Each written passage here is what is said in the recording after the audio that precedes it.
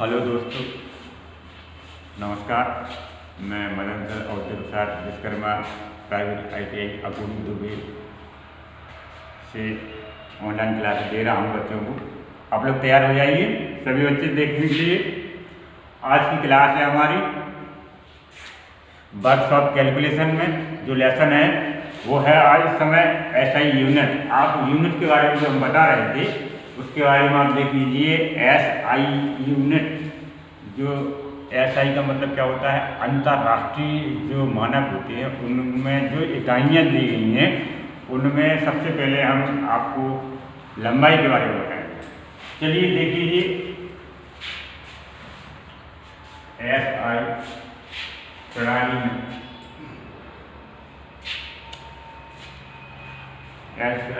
में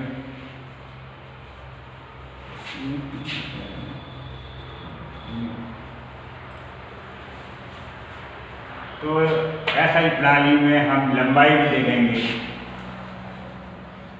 लंबाई देंगे।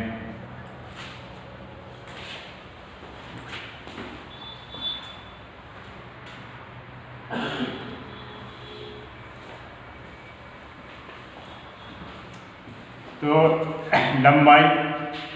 लंबाई में MPS पद्धति में हम बताएंगे आप लोगों को कि इसमें लंबाई में 1 सेंटीमीटर में कितने मिलीमीटर होते हैं, कितने और तो हम कह देते हैं कि 1 डेसीमीटर में या हेक्टीमीटर में कैसे हम इसको ज्ञात करेंगे। तो सबसे पहले लिख लीजिए 1 सेंटीमीटर में हमारा मालूम है कि जो पैमाना हम आपको बताए थे बहुत पहले हमने जो पढ़े हैं उनके आधार पर आप देख लीजिए, समझ लीजिए उसको। तो हम कैसे आपको बता रहे हैं कि एक दोहा आता है, डेका 10 है किलो हजार, हेक्टो से समझो 100 बार। और तो इसी प्रकार से सेंटी और मिली, सेंटी, डेसी, मीटर या लीटर। अगर वो लंबाई है तो उसको मीटर में, अगर वो डेंसिटी धारता है में लीटर में तो उसको हम लीटर में नापेंगे और भार को ग्राम में। तो इसी प्रकार सारी इकाइयाँ हैं। तो देख लीजिए लंबाई। तो लंबाई में सबसे पहले क्या है कि 1 मीटर में, 1 सेंटीमीटर में 10 मिलीमीटर कितने होते हैं। 1 सेंटीमीटर में 1 सेंटीमीटर बराबर 10 मिलीमीटर। 1 सेंटीमीटर में 10 मिलीमीटर होंगे। तो 1 मीटर में, 1 मीटर में कितने सेंटीमीटर होंगे। 1 मीटर में 100 सेंटीमीटर।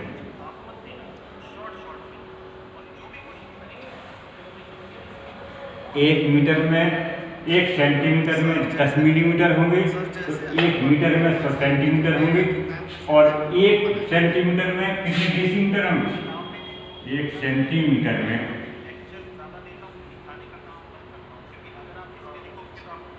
1 सेंटीमीटर में 10 डेसीमीटर।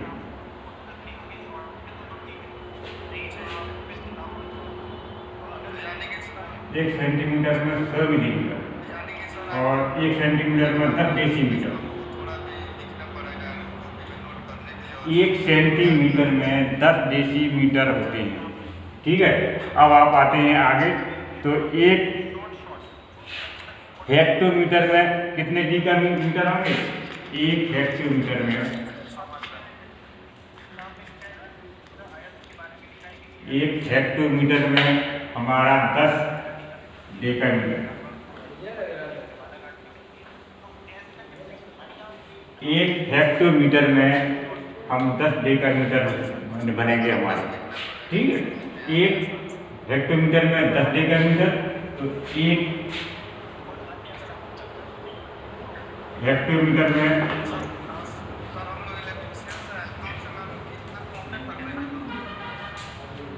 1 हेक्टोमीटर में 100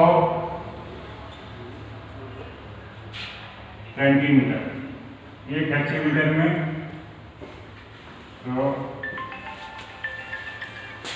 10 हेक्टोमीटर हो जाएंगे। में 100 मीटर होंगे। 1 हेक्टोमीटर में कितने होंगे? 100 मीटर। तो 1 किलोमीटर में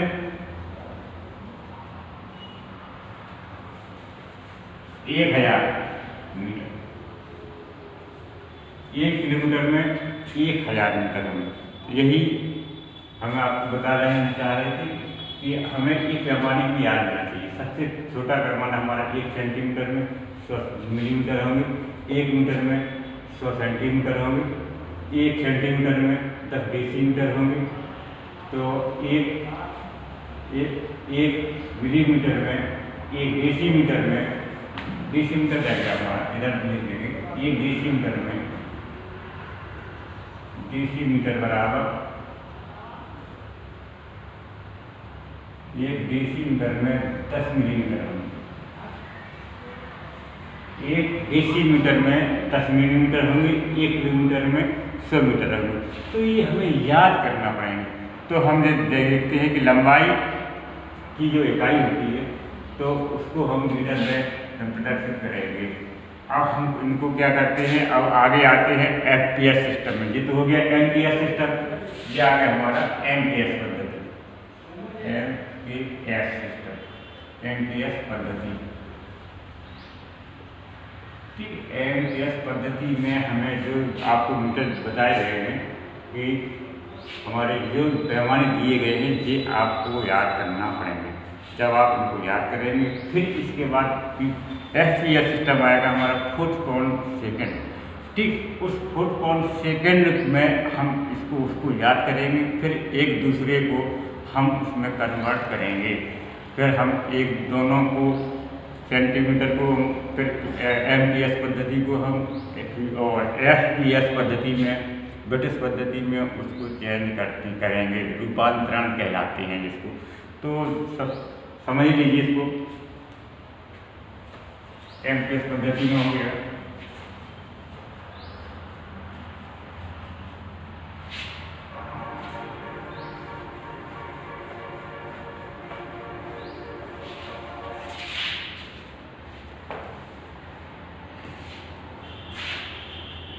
अब आएगा FPS पद्धति।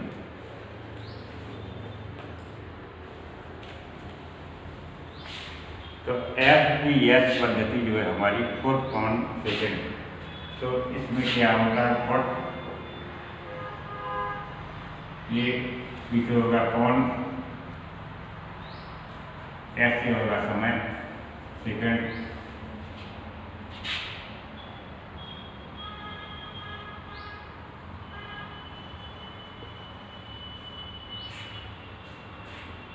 देख लीजिए इधर फुट पर सेकेंड। अब इसको लंबाई में हम बताना चाह रहे हैं आपको कि लंबाई में इसको कैसे हम याद करेंगे, कैसे बता पाएंगे। तो 1 फुट में क्या होता है, सबसे पहले देखिए 1 फुट बराबर 1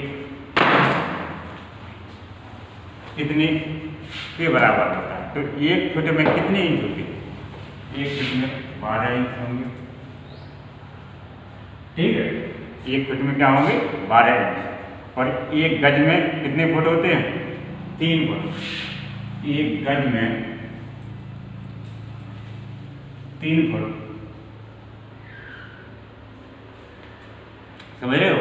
1 गज में क्या होते हैं, 3 फुट। आगे 1 फर्लांग कितने गज के बराबर होता है, तो 1 फर्लांग होता है हमारा 220 गज। 1 फर्लांग कितने के बराबर होता है हमारा, 220 गज, जिसको हम YZ लिख सकते हैं। इसका जो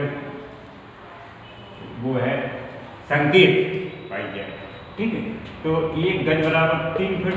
अगर हमें 1 फर्लांग पूछा है तो कितने फुट हो जाएंगे उसके, तो 1 फर्लांग बराबर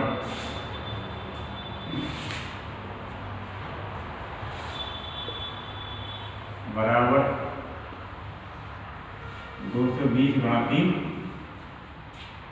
222 गज होता है 1 फर्लांग में। तो जो गज जगह 3 फुट में कितने फुट हो जाएंगे, गुणा कर देंगे हम, तो ये हो जाएगा हमारा 3 दूनी 6, 3 से 660 फुट। तो एक फलंग हमारा 660 फीट के बराबर होगा। ठीक है, आगे अब देख लीजिए, 1 मील बराबर, इसके बाद इसी में आता है 1 मील बराबर, 1 मील बराबर 8 फलंग।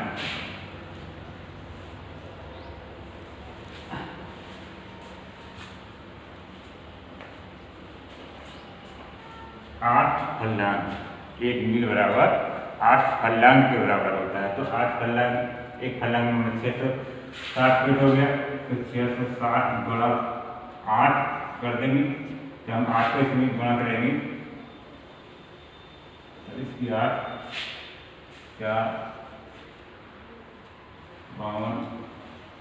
5280 क्या हो जाएगा, 5280 फीट के बराबर हमारा ये 1 मील। समझ रहे?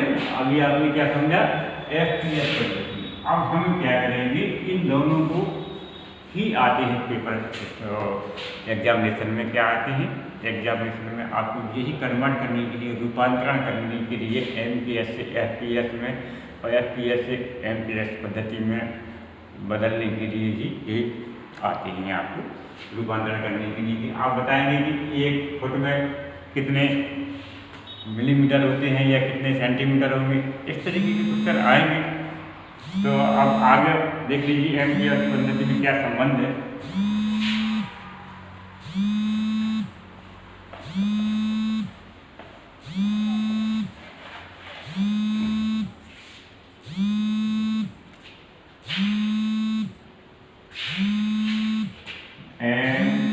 MPS पद्धति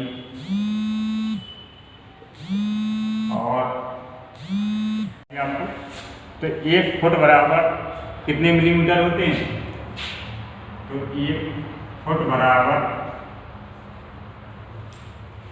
अब आपको ये देखना है कि 1 फुट में कितने मिलीमीटर होते हैं। तो हम आप उसी में 4.8 मिलीमीटर, 304.8 मिलीमीटर। तो जब हमें मालूम है कि 1 इंच में, 1 फुट में कितने इंच होते हैं, तभी तो हम उसको निकाल पाएंगे। तो हमें पहले लिखवा दिए कि 1 फीट में कितने इंच होते हैं, 12 इंच। ठीक, उसी हिसाब से हम 1 फीट में कितने मिलीमीटर होंगे, तो मिलीमीटर निकाला, फिर हमने उसको मल्टीप्लाई कर दिए, तो ये आया हमारा 304.8 मिलीमीटर। ठीक है, अब 1 गज में देखना है कितने मिलीमीटर होते हैं। 1 गज में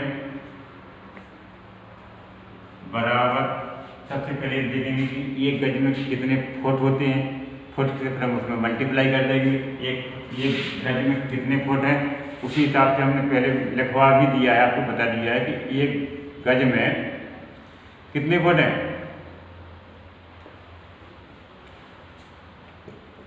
1 गज में 3 फुट होते हैं, 1 गज बराबर 3 फुट। ठीक है, 1 गज हमारा 3 फीट के बराबर हो जाएगा। अब 3 फीट में कितने मिलीमीटर, हमें मिलीमीटर में दर्शाना है। जैसे कि पेपर में आ जाता है, तो हम उसमें क्या करते हैं, पहले हम फुट में निकालते हैं, फुट के बाद उसको मल्टीप्लाई करेंगे। तो 1 फीट में कितना होगा, 1 फीट में कितने इंच होते हैं, कितने मिलीमीटर होते हैं, तो ये हमें निकालना है। तो 3 फुट में, 1 गज में 3 फुट हो जाएंगे, तो 3 फुट उसका मल्टीप्लाई करेंगे, तो ये हो जाएगा तुम्हारा एक गज बराबर 914.4 मिलीमीटर, 914, वो कैसे 304.8 तो जो हो जाएगा 340, 312, 304, 1, 3 ये 3 मिलीमीटर। समझ रहे? तो हमें निकालने में कोई दिक्कत नहीं हुई, हमें मालूम है 1 फुट में कितने मिलीमीटर है, तो 1 गज में निकालने में हमें क्या दिक्कत है, कोई दिक्कत नहीं। बस हमें ये सूत्र हमें याद होना चाहिए, जो हमने लिखवा दिए हैं वो हमें याद होने चाहिए। आगे लिख लीजिए, 1 मील बराबर एक मील में कितने गज होते हैं। तो एक मील बराबर, पहले तो हम इसको देख लेंगे कितने किलोमीटर होंगे। तो एक मील में 1.609 किलोमीटर, 609 किलोमीटर।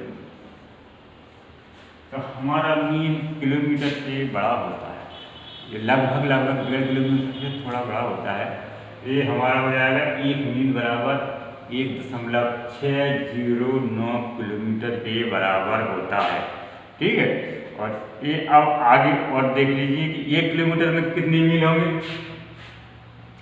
1 किलोमीटर बराबर, अब मील अगर किलोमीटर पूछ दिया है तो हम क्या समझ लेंगे कि किलोमीटर हमने पूछा है, तो जाहिर सी बात है मील हमारे इधर आएगा, दशमलव में आएगा कि नहीं। तो ये हो जाएगा 0.6214, 0.6214 क्या आ जाएंगे जी, मील। कितने मील हो जाएंगे, 6214 मील। ठीक है, अब आप देखेंगे इसको मिटा देते हैं, आगे और बताएंगे अभी।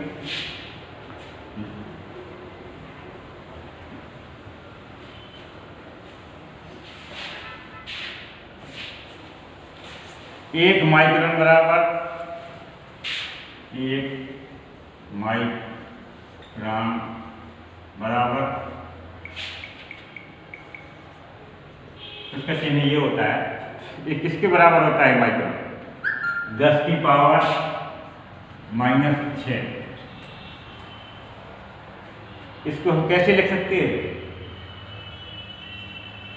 10 की पावर -6, 10 की पावर जो -6 जो दिया गया है माइनस में, समझ रहे हो ना। तो एक माइक्रोन हमारा माइनस में है, दशमलव में, 0 करके हम लिखेंगे तब कहीं ये -6 जाएगा, 6 जीरो, इसमें 5 जीरो पहले आ जाएंगे, समझ रहे हो। तो ये एक माइक्रोन हो जाएगा हमारा 10 की पावर -6। तो 1 सेंटीमीटर में, 1 सेंटीमीटर में, 1 सेंटीमीटर बराबर, 1 सेंटीमीटर 3937, 0.3937 इंच। ये 1 सेंटीमीटर में इतने इंच होते हैं, 1 सेंटीमीटर में केवल। तो ये तुम्हें भी ये याद करना होंगे। ठीक है, अब आगे चलते हैं। एक नॉटिकल मील कितने वर्ष बराबर होता है, 1 नॉटिकल मील,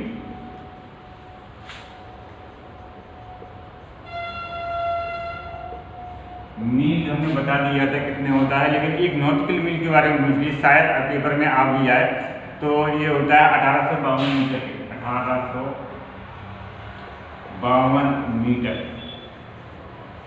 ये पेपर में NCVT या एग्जाम देंगे या उसमें हो सकता है ये क्वेश्चन आ जाए। तो ये नॉटिकल मील भी इसी वर्क ऑफ कैलकुलेशन का ये क्वेश्चन है, तो ये भी आ सकता है। चलिए, अभी हमने आपको बताया था इसमें संबंध, अब आगे चलेंगे भार के बारे में बताएंगे। अभी हमने क्या बताया था, लंबाई के बारे में, लेंथ के बारे में, दूरी के बारे में। अब भार और द्रव्यमान, यानी द्रव्यमान और भार के बारे में हम बताएंगे आगे।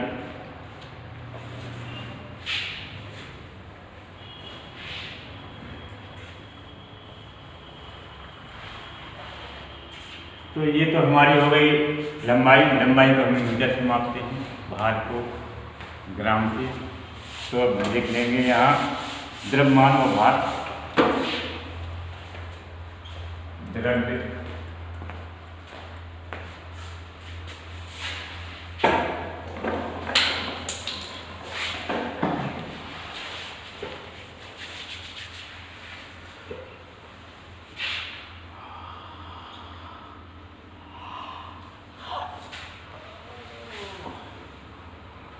द्रव्यमान व भार।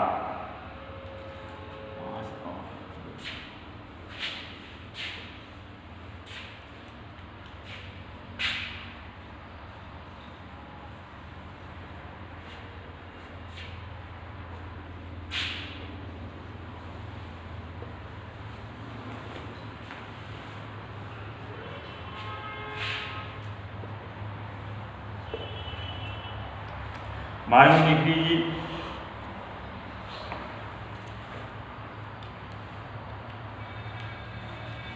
एक सेंटी, जैसे हमने वो लंबाई के बारे में जो सूत्र लिखवाए थे वही सेम इसी में भी है, केवल हमें क्या है जो मीटर लिखा हुआ है वहाँ हम ग्राम कर देंगे, और जो सेंटीमीटर लिखा हुआ है जैसे हम देख लीजिए 1 ग्राम बराबर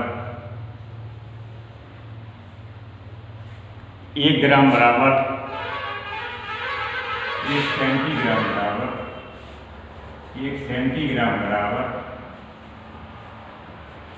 1 सेंटीग्राम में कितने ग्राम होते हैं? 10 मिलीग्राम। 10 मिलीग्राम। 1 सेंटीग्राम में 10 मिलीग्राम, ठीक है। 1 सेंटीग्राम में 10 मिलीग्राम में, 1 डेसीग्राम में 10 सेंटीग्राम में, 1 डेसीग्राम में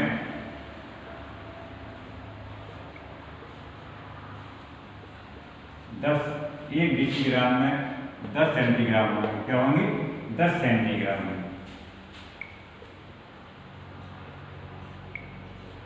1 डेसीग्राम में 10 सेंटीग्राम होंगे। 1 डेसीग्राम में क्या होंगे? 10 सेंटीग्राम होंगे। 1 ग्राम बराबर 10 डेसीग्राम। 1 ग्राम बराबर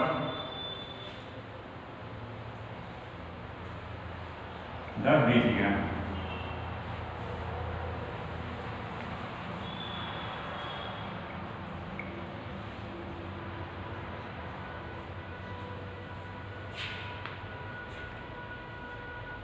एक ग्राम बराबर 10 डेसीग्राम।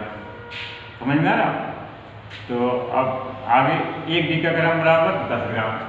1 डेकाग्राम बराबर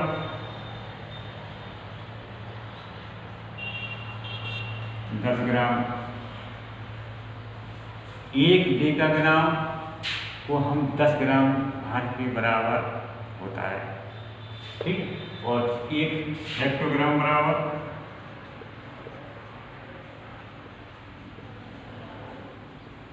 100 ग्राम। 1 हेक्टोग्राम बराबर 100 ग्राम। 1 किलोग्राम बराबर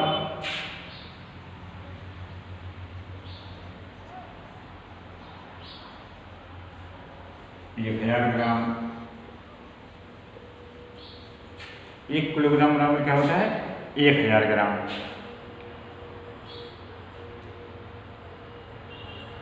1 कुंतल बराबर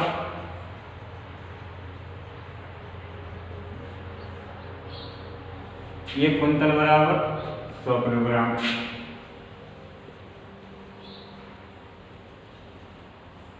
1 कुंतल बराबर 100 किलोग्राम। और 1 टन बराबर 10 कुंतल।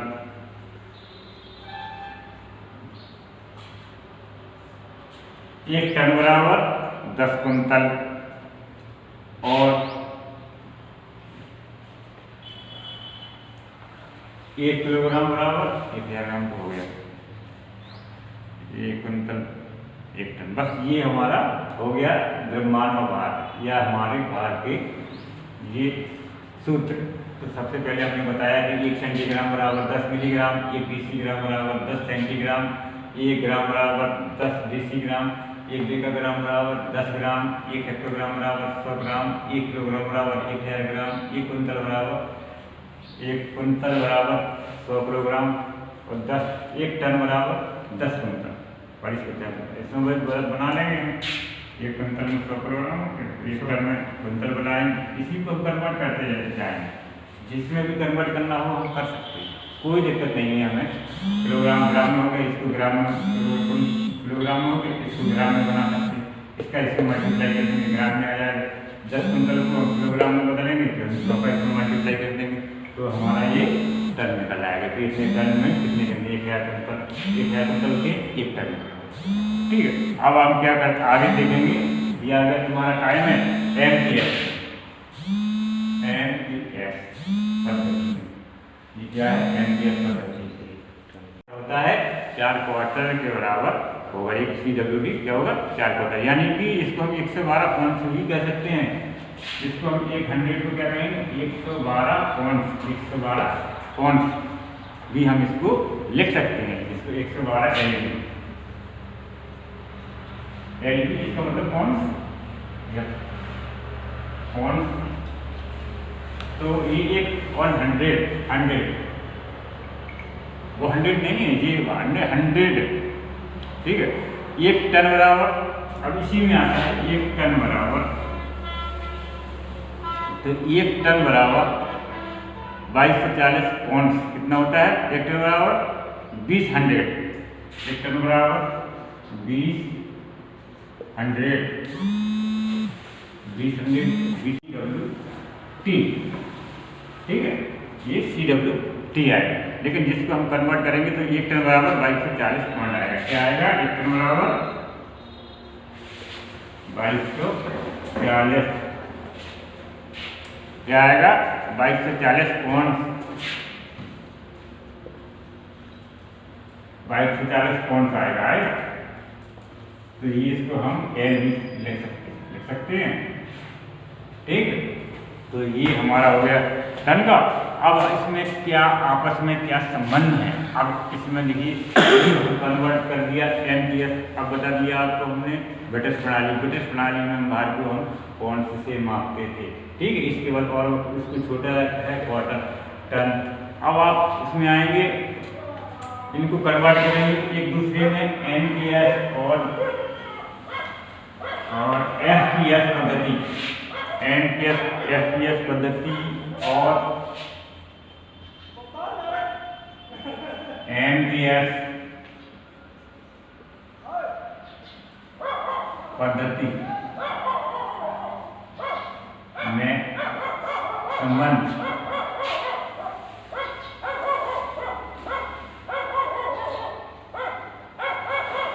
आपस में इनमें क्या संबंध है, इनको एक दूसरे में कैसे हम कन्वर्ट करते हैं, आप देखेंगे इस क्लास में। चलिए इसमें देखिए, एक औंस में कितनी ग्राम होती है। अब औंस का उसमें ग्राम में चेंज करना है, तो कितने होंगे? सबसे पहले एक औंस बराबर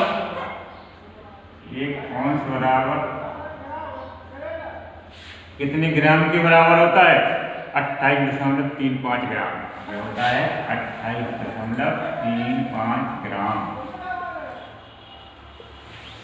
एक औंस हमारा 28.35 ग्राम का होगा, तो 1 पौंड बराबर 1 पौंड बराबर 1 पौंड हमारे कितने ग्राम के बराबर होगा? 453.6, ये होगा 453.6 ग्राम के बराबर। क्या हो जाएगा? 1 पौंड हमारा 453.6 ग्राम के बराबर होगा, ठीक है। 1 CWT बराबर कितने ग्राम के बराबर हो जाएगा? CWT ये क्या है हमारा? 100। CWT क्या है? ये 100। तो कितने ग्राम के बराबर हो जाएगा?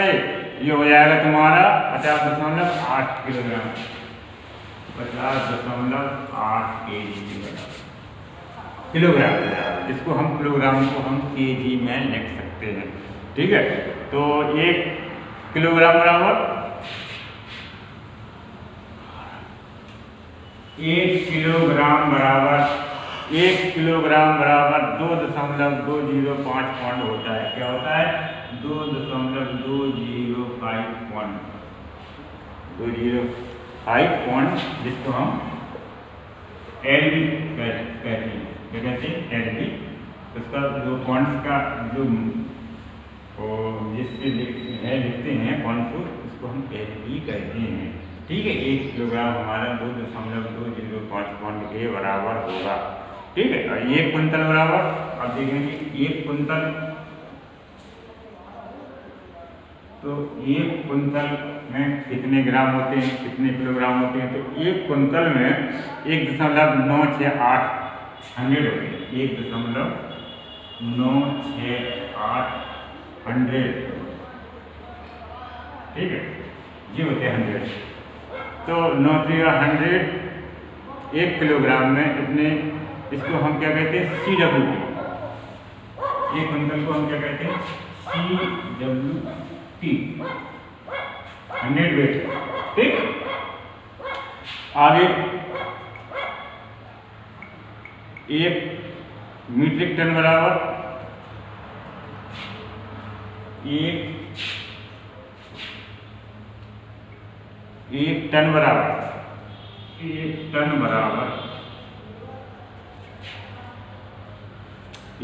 बराबर 2204 पॉइंट, जो हो जाएंगे 2204 पॉइंट। 1 टन में इतने पॉइंट होंगे, 1 टन में कितने होंगे, 2204 पॉइंट। 1 टन में कितने होंगे, 2240 पॉइंट। तो ब्रिटिश टन कितना होगा इसका, ब्रिटिश टन हो जाएगा इसका 0.0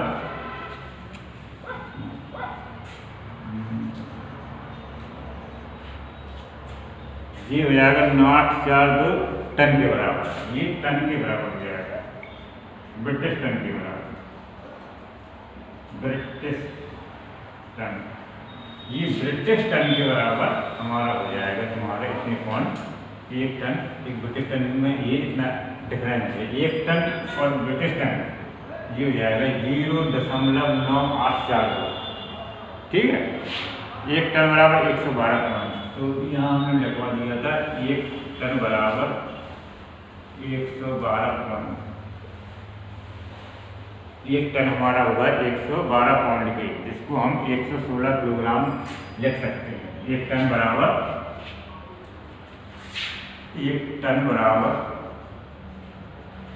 116 किलोग्राम।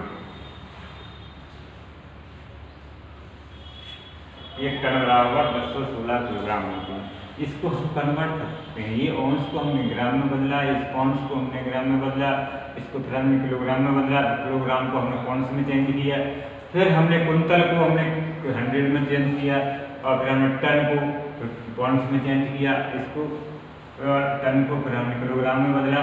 तो 1 टन में कितने किलोग्राम निकल के आया, 1016 किलोग्राम। तो ये हो गया तुम्हारा और द्रव्यमान के बारे में। अब आगे आएंगे आप धारिता के बारे में, कैपेसिटी। ठीक है, अब आप आएंगे इसी टॉपिक में, द्रव्यमान और भार का हो गया।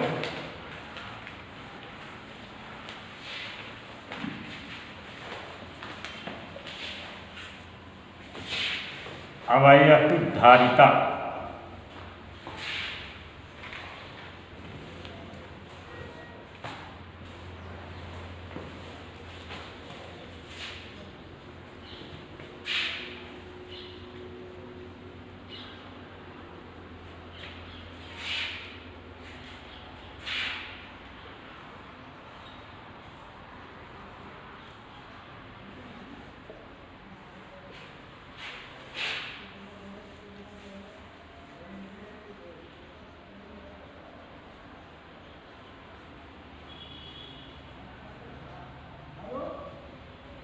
धारिता क्या है, ये भी जिसको हम किसी बर्तन में या किसी उसमें चौकोर बर्तन में घनाकार उसमें हम उसको मापते हैं, इसको हम धारिता कहते हैं। ठीक है, तो इसकी एमपीएस पद्धति क्या है, तो एमपीएस पद्धति में किसी जैसे दूध हुआ और केरोसिन है या पानी हुआ, इसको हम मापते हैं, उसको हम धारिता कहते हैं। तो धारिता के लिए हम आपको बताएं, एमपीएस पद्धति में इसको जो मापा जाता है तो उसके सूत्र होते यही हैं, लेकिन पहले ग्राम लगा हुआ था, वजन के लिए लंबाई के लिए मीटर लगा हुआ था, इसमें हम लीटर लगा देंगे बस, और बाकी पैमाने सब वही रहेंगे, हमें इसमें पैमाने सारे वही रहेंगे। अब हमें पैमाने देख लीजिए, हम पैमाने बता रहे हैं कि 1 सेंटीमीटर में कितने मिलीमीटर होते हैं। यहाँ 1 सेंटीमीटर में 1 सेंटीलीटर में 10 1 सेंटीलीटर में 10 मिलीलीटर होते हैं, मिलीलीटर। वही है सारे, 1 सेंटीलीटर में 10 मिलीलीटर और 1 मिलीलीटर में 1 लीटर में 1 लीटर बराबर 100 सेंटीलीटर,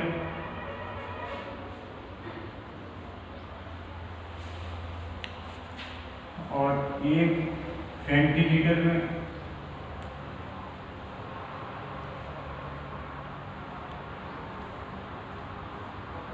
1 सेंटीलीटर में 10 मिलीमीटर हो गया। 1 सेंटीमीटर में 1 सेंटीलीटर बराबर 1 लीटर, अब लीटर क्या आएगा, डेसी लीटर। 1 सेंटीलीटर में 10 डेसी लीटर।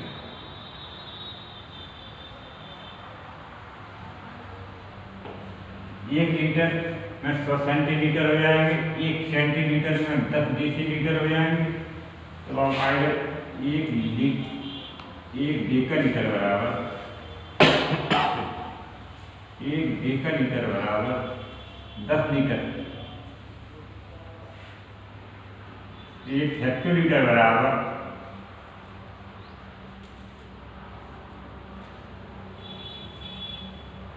1 हेक्टोलीटर बराबर 100 लीटर।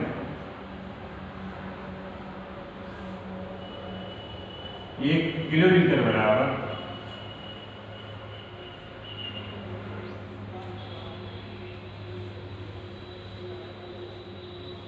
1000 लीटर।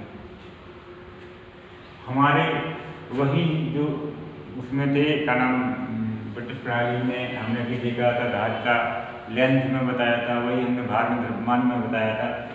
तो ये हमारे धातु में है, ये हमारी कैपेसिटी में है कि 1 लीटर बराबर 1 सेंटीलीटर बराबर 10 मिलीलीटर, 1 लीटर बराबर 100 सेंटीलीटर, 1 सेंटीलीटर बराबर 10 डेसीलीटर, 1 डेकालीटर बराबर 10 लीटर, 1 हेक्टोलीटर बराबर 100 लीटर, 1 किलोलीटर बराबर 1000 लीटर। ठीक है। अब आएंगे आप आगे एमपीएस के बाद आ रहा हमारा एफपीएस पद्धति। एफपीएस पद्धति में यही तो सब लोग जानते हैं। एफपीएस पद्धति भी हम बता चुके हैं। इसमें हम धारिता को काहे में व्यक्त करते हैं, कैसे मांगते हैं, क्या नाम है उसके, किससे हम पिंड। तो पहले क्या चलता था, पिंड। तो 1 पिंड बराबर 1/8 गैलन। 1 पिंड बराबर क्या होता था, 1 पिंड बराबर 1/8 गैलन के बराबर होता था।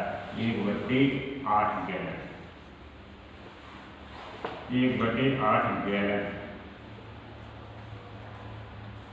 इसको हम GLN ऐसे भी लिख सकते हैं। जी ऐसा स्मॉल जी LN ऐसे भी लिख दो, गैलन। तो ये एक उसमें दिया रहता था कि 1 गैलन कितने के बराबर, 1 गैलन होता है 4.546 लीटर के बराबर होता है। ठीक, उसी हिसाब से हमने एक पिंड भी बताया कि सबसे बड़ा पिंड है 1 पिंड बराबर 1/8 गैलन। ठीक है। फिर 1 क्वार्टर 2 पिंड के बराबर होता है। 1 क्वार्ट 1 क्वार्ट कितने पिंड के बराबर होता है, 2 पिंड के बराबर होता है। 2 पिंड के बराबर 1 क्वार्ट होता है 2 पिंड के बराबर। 1 पिंड बराबर 1/8 गैलन। तो 1 क्वार्ट हो जाएगा 1/8 गुणा 2 1/4। ठीक है। तो इसको हम क्वार्ट को क्या बोलेंगे, पिंड को पी के। इसको हम क्या बोलेंगे, पिंड को पी के। पी के लिख सकते हैं, पी के। ठीक है, पी ये पिंड हो जाएगा हमारा। ठीक, क्या हो जाएगा, ये पिंड हो जाएगा। आगे हो गया पिंड। अब आएगा 1 गैलन। अब 1 गैलन में कितने क्वार्टर होंगे, 1 गैलन बराबर 1 गैलन बराबर क्वार्टर की पूछ रहा है, कितने क्वार्टर होंगे, 4 क्वार्ट। 1 गैलन होता है 4 क्वार्ट, पीट क्वार्ट गैलन 4 क्वार्ट।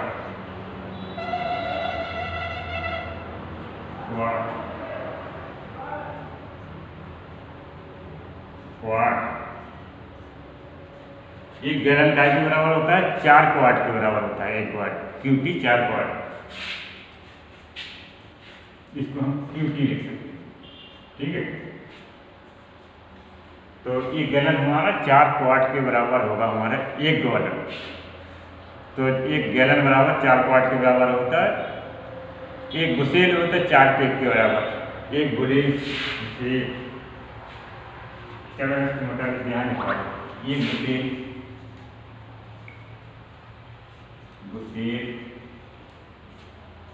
एक बुशेल जो बराबर होता है 4 पेग के बराबर होता है।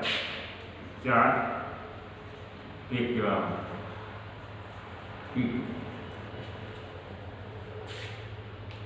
तो 1 पेग बराबर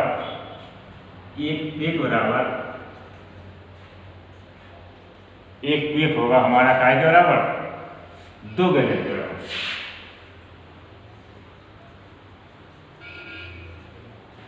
एक पेग बराबर 2 गैलन के बराबर हमारे 1 पेग हो जाएगा। ठीक है, और 1 बैरल बराबर 31.5 गैलन। 1 बैरल बराबर 31.5 गैलन।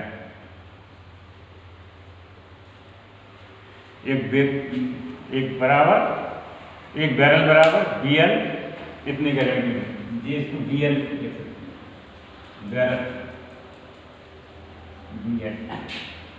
इसको हम बैरल को क्या लिखते हैं? BL, ये BL छोटा वाला। ठीक है, तो ये क्या है? FPS पद्धति में, FPS पद्धति हम यहाँ से आएंगे। ठीक है, जिन पर MPS पद्धति है ये आएगी FPS पद्धति। तो आप लोगों ने अभी समझा कि MPS पद्धति में हमने 1 सेंटीमीटर को 10 मीटर में बदला, 1 मीटर को 100 सेंटीमीटर में। अब FPS पद्धति और MPS पद्धति में, FPS पद्धति में 1 पिंड को इतने गैलन में बदलने में 1 बुशेल को 4 पेग के बराबर होता है। 1 पेग 2 गैलन के बराबर होता है। 1 बैरल 31.5 गैलन के बराबर होता है। 1 गैलन बराबर 4 क्वार्टर के बराबर होता है। तो इनमें अब क्या संबंध है ये तुम्हें अभी हम बताएंगे।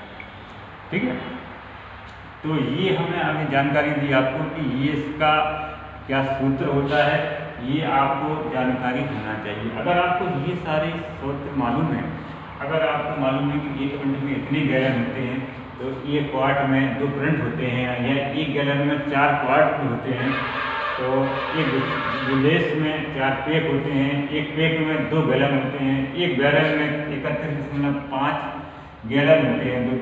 तो हम जाहिर सी बात है कि वर्कशॉप कैलकुलेशन में हम फेल नहीं होंगे, क्योंकि वर्कशॉप कैलकुलेशन में केवल रूपांतरण करने के लिए ही आता है। आपको दे दिया जाएगा कि 1 पिंड में कितने किलोग्राम है या 1 पिंड में कितने गैलन है, तो हमें मालूम नहीं है, सूत्र मालूम नहीं है, तो हम नहीं निकाल पाएंगे। तो हमें इनको याद करना होगा। जब हम इनको याद कर लेंगे तभी हम इसमें एक दूसरे में संबंध स्थापित कर पाएंगे। तो इसका दोनों को अब आपको देखना है उसका रूपांतरण। चलिए अब हम आपको इन दोनों में क्या बताएंगे? संबंध। तो इन दोनों में क्या संबंध है?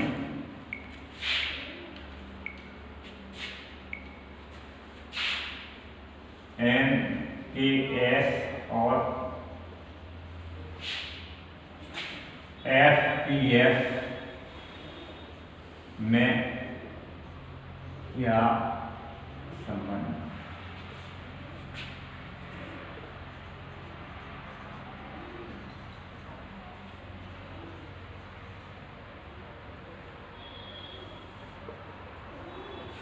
वैसे तो हम आप लोगों को बता चुके हैं FPS पद्धति, MPS पद्धति, लेकिन आपने CGS पद्धति के बारे में हमने जो बताया था वो आप लोग सोच रहे होंगे ये विलुप्त कहाँ से हो गई है। तो CGS पद्धति जो है वो पद्धति MPS पद्धति में विलुप्त हो गई, उसमें समायोजित जो ग्राम है अब यहाँ मिलीग्राम उससे छोटी भी बन गई है, तो उसको हमने MPS में कन्वर्ट कर दिया था। इसलिए ये दोनों पद्धतियाँ हमारी MPS और FPS पद्धति एक दूसरे के रूपांतरण करने के लिए ही हो गई। अच्छा, CGS में क्या है? Centigram, CGS। तो हमने जो ढुलक के कर दी थी उसके बारे में थोड़ा सा हम बता रहे हैं। CGS पद्धति, ये क्या है? ये इसका होता है ग्राम, सेंटीमीटर, और इसका होता है ग्राम, ये समय का होता है सेकंड। तो ये सेंटीमीटर ये हमारा एम में आ जाएगा, मीटर में, मीटर को सेंटीमीटर में बदल देंगे तो इसकी विलुप्त होगी। तो ये ग्राम, ये हमने यहाँ किलोग्राम आ जाएगा, एम किलोग्राम आ गया। तो हम इस ग्राम की जगह किलोग्राम आ गया, कोई दिक्कत नहीं है। तो इसीलिए इसको हमने हटा दिया, CGS प्रणाली को हमने हटा दिया। तीनों प्रणाली पहले चलती थी, ग्राम चलता था पहले, मिलीग्राम नहीं था, MPS नहीं था। अब MPS पद्धति आ गई है, तो इस पद्धति का हमें कन्वर्ट कर दिया उन्होंने, इसको हमने बढ़ा दिया। इसको जो छोटा जो इकाई है सेंटीमीटर, उससे और छोटा हो गया, अब हो गया सेंटीमीटर से छोटा मिलीमीटर हो गया। तो हम उसी ग्राम की जगह अब और उसको छोटा कर दिया है, मिलीग्राम आ गया। तो इसको हम इसलिए इस पद्धति को हमने समाप्त कर दिया है, लेकिन हमें जानना जरूरी है इस पद्धति के बारे में। तो आप MPS और FPS में क्या संबंध है इसके बारे में आप देखना है। तो 1 गैलन में कितने लीटर होंगे? आप संबंध देखिए, 1 गैलन में कितने लीटर होंगे? गैलन भी आपको जानकारी होना चाहिए और लीटर की भी जानकारी होना चाहिए। तो लीटर ये काय में आएगा? धाता में। और लीटर क्या है? ये पद्धति है। आप दोनों को देख लीजिए, 1 लीटर में कितने होंगे? 4.546 लीटर, 4.546 होंगे कि नहीं? ठीक है। 1 गैलन में क्या होंगे? 4.56 लीटर। 1 लीटर बराबर कितने गैलन? 1 लीटर बराबर 1 लीटर में कितने गैलन हो जाएंगे? 0.22 गैलन। 1 लीटर में कितने गैलन हो जाएंगे? 0.22 गैलन। ठीक है। अच्छा, 1 पिंड बराबर जी, इसको हम GL लिख सकते हैं, गैलन को जी गैलन।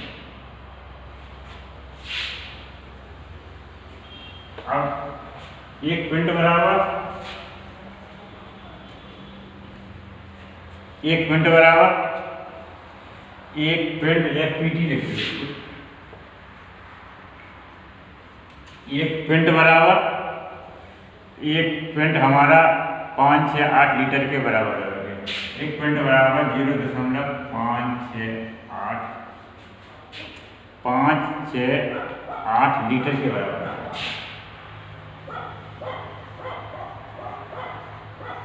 एक पिंड हमारे क्या इसके बराबर हो जाएगा? 0.568 लीटर के बराबर होगा। ठीक है। अब आप चलिए आगे। अब आएगी आपको क्या? धारिता। धारिता के बाद आता है आपका, धारिता के बाद क्या आता है? आयतन। अब आप आयतन देख लीजिए, इसको हटा दीजिए।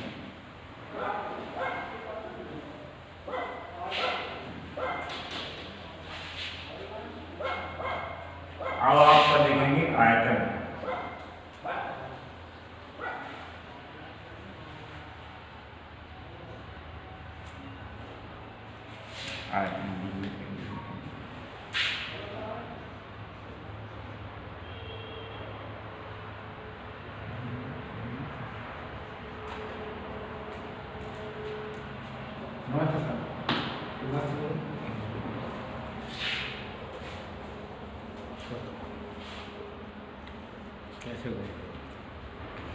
वॉल्यूम के बारे में देखिए। वॉल्यूम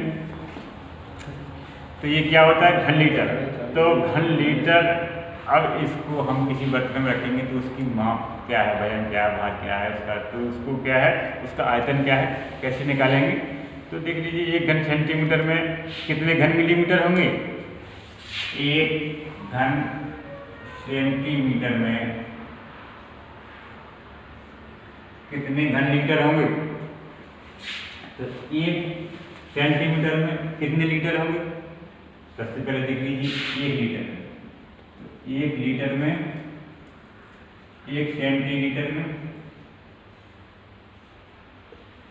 1 सेंटीलीटर में कितने घन मिलीमीटर होंगे? 1 सेंटीमीटर में 10 मिलीमीटर। ठीक है, मिलीमीटर, मिलीलीटर।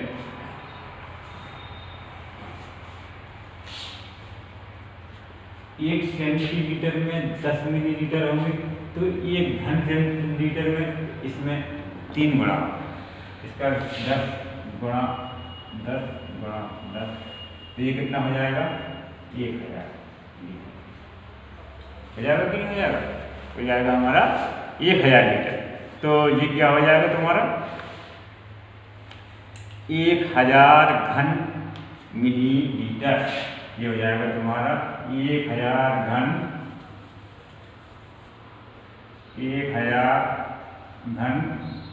मिलीलीटर।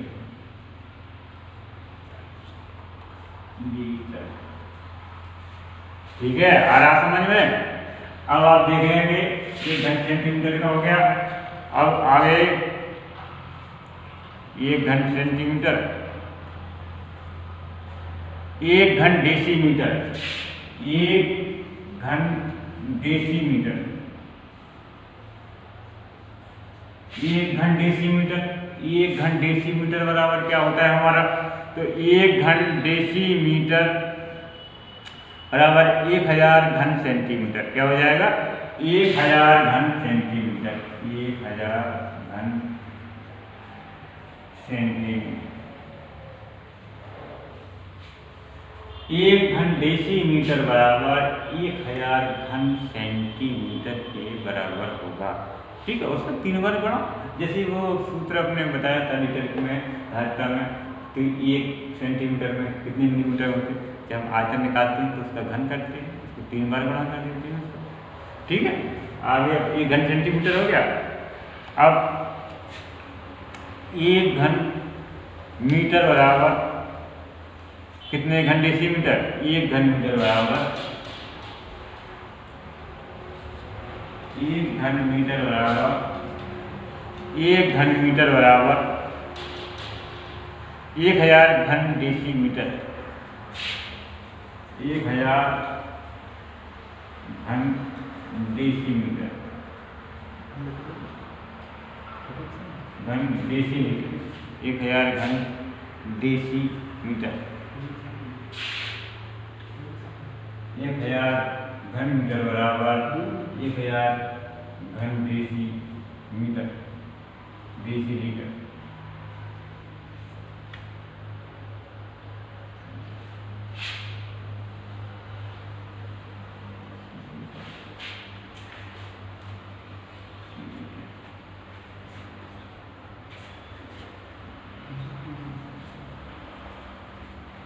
एक 1000 घन डेसीलीटर।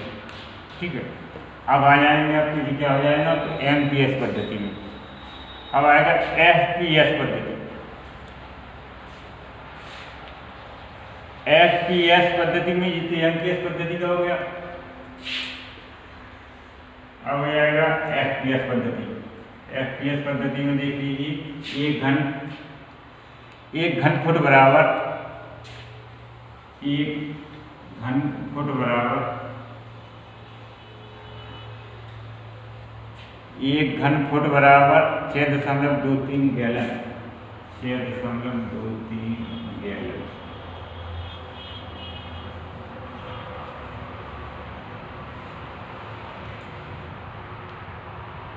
1 घन गज बराबर 1 घन गज बराबर 27 घन फुट। 1 घन गज बराबर 27 घन फुट। ये सभी सूत्र आप लोगों को याद करना है, ये नहीं है कि हमने लिखवा दिए हैं तो आप लोग घर पे याद ना करें। ठीक है, ये 1 घन फुट बराबर 62.5 पाउंड। 1 घन फुट बराबर 62.5 पाउंड। ये सूत्र आपको याद करने होंगे, ठीक है। अब इसमें क्या है, इन दोनों में क्या संबंध है, केवल एक ही संबंध है इसमें, तो उसको लिखना है 1 घन इंच बराबर 1 घन इंच बराबर 1 घन इंच बराबर 16.4 घन सेंटीमीटर। 16.4 घन सेंटीमीटर, ठीक। इनको लिखेंगे कैसे, जैसे हमने ये लिख दिया घन सेंटीमीटर, तो हम इसको घन लीटर करके, या हम इसको लीटर लिख दें या लीटर लिख दें, इसके बाद हम 3 लगा दें, ऐसे ही हम इसको लिख सकते हैं, इसको घन हो जाएगा। अगर हम इसको लीटर लिख करके या मीटर लिख करके इसको वर्ग लगा दें तो मीटर वर्ग हो जाएगा, ठीक। घन ना लिखना पड़ेगा, तो वर्ग मीटर उसको बोल सकते हैं। तो वर्ग का मतलब होता है आपस में गुणा, घन का मतलब होता है आपस में 3 गुणा। तो हम अभी बता चुके हैं आयतन के बारे में, अब लिखेंगे क्षेत्रफल के बारे में। समझ में आया? तो आप लोगों को जैसे मालूम है कि समझ में आ गया होगा। आयतन हो गया,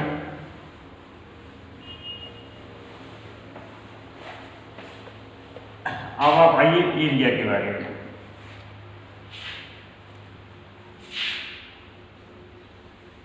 क्षेत्रफल,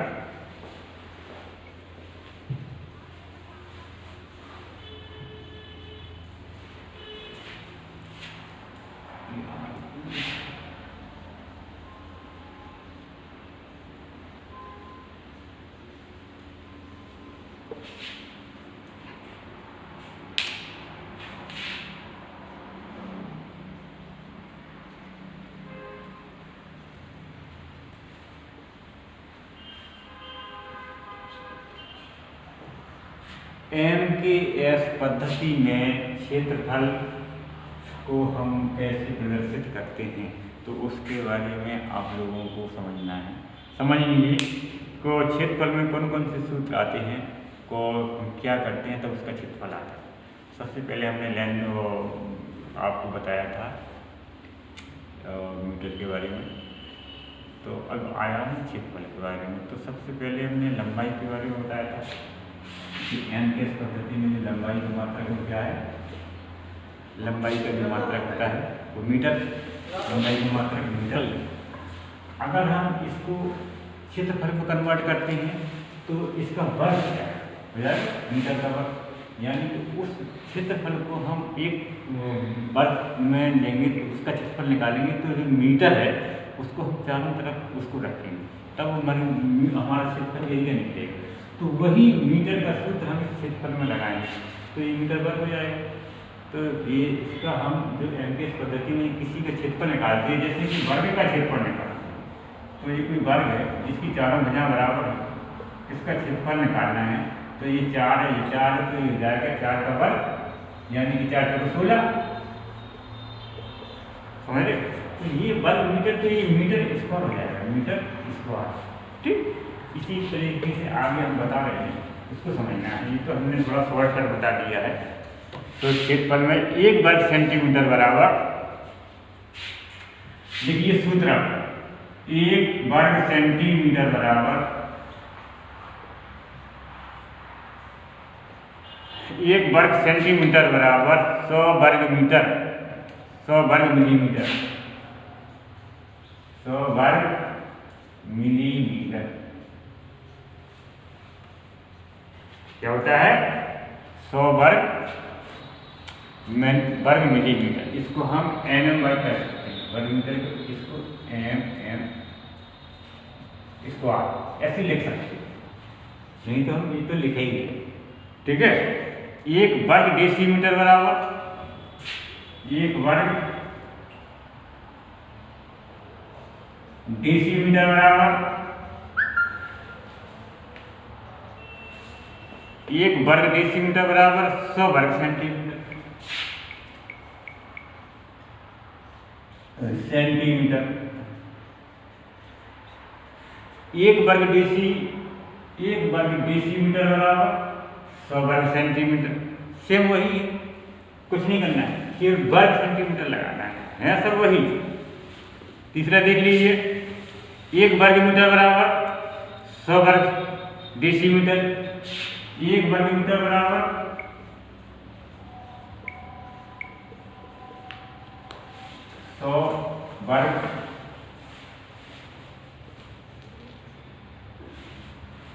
100 वर्ग डेसीमीटर।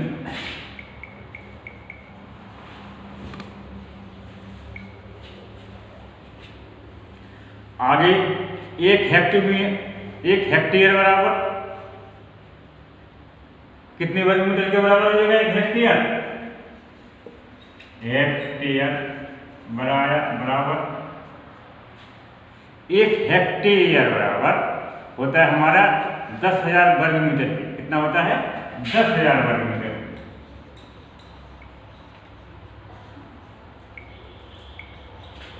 एक हेक्टेयर हमारा 10,000 वर्ग मीटर के बराबर होगा।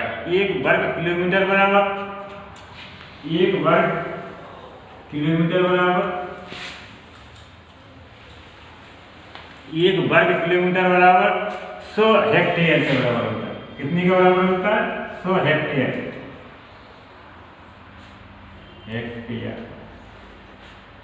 1 वर्ग किलोमीटर हमारा 100 हेक्टेयर के बराबर होगा। ठीक है। अब 1 वर्ग मीटर बराबर 1 वर्ग मीटर बराबर 1 वर्ग मीटर 10,000 वर्ग सेंटीमीटर के बराबर होगा। 10,000 वर्ग सेंटीमीटर के बराबर होगा।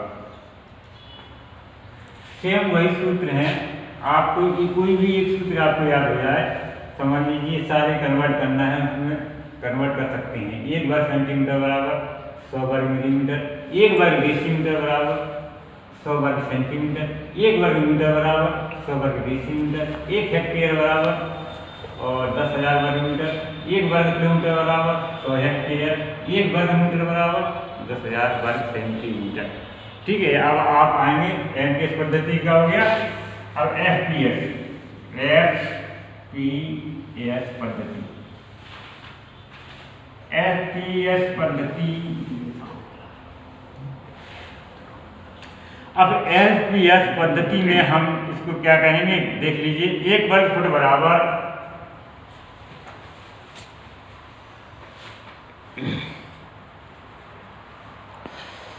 1 वर्ग फुट बराबर 1 वर्ग फुट बराबर कितने इंच के बराबर हो जाएगा? 144 वर्ग इंच की। 144 वर्ग इंच। 1 वर्ग फुट हम कितने वर्ग इंच होंगे उसमें? 144 वर्ग इंच, जिसको 144 वर्ग इंच या वर्ग मीटर कितने होंगे इसमें? 1 वर्ग फुट में